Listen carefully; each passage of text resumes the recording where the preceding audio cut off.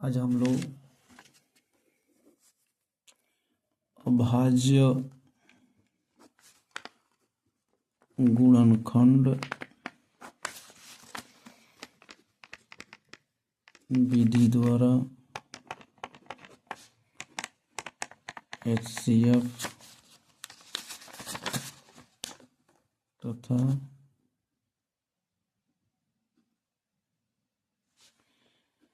LCM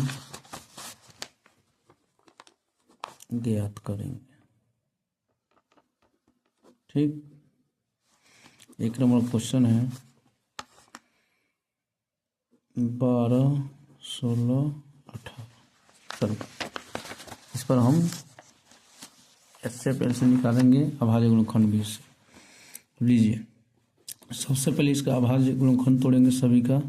12 का अलग तोड़ेंगे तो 2 छक्के 12 हो गया, 2 तिहाई 6 हो गया, 3 एकम 3 हो गया।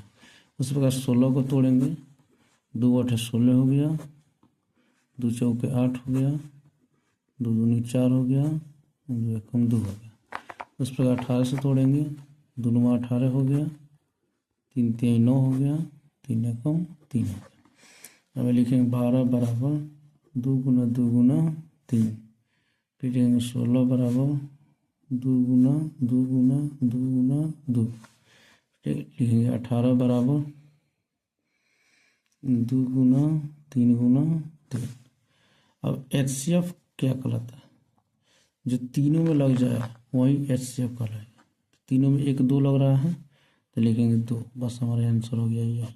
ठीक है, उसका LCM में 2 हल, जो 2 में लग जाएगा उसको भी निकाल लेते हैं और जो नहीं लगेगा उसको भी लिख लेते हैं।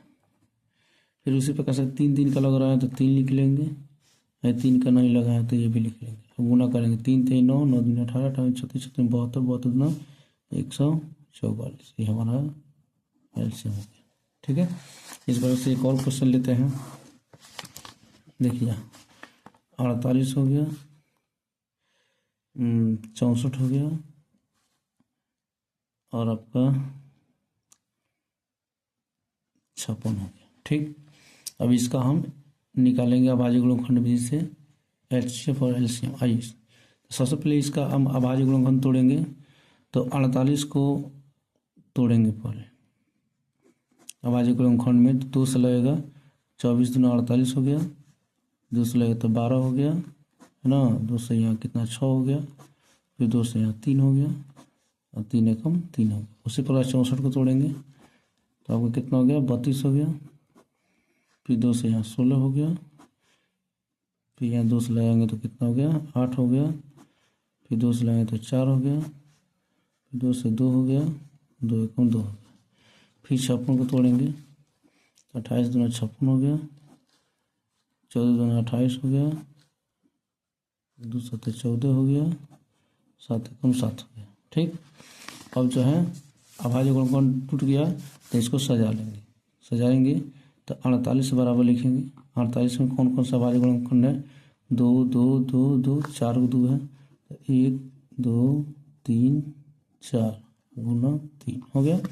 उसके बाद 64 है तो 64 को लिखेंगे, कितना है 1 2 3 4 5 6 है तो 1 2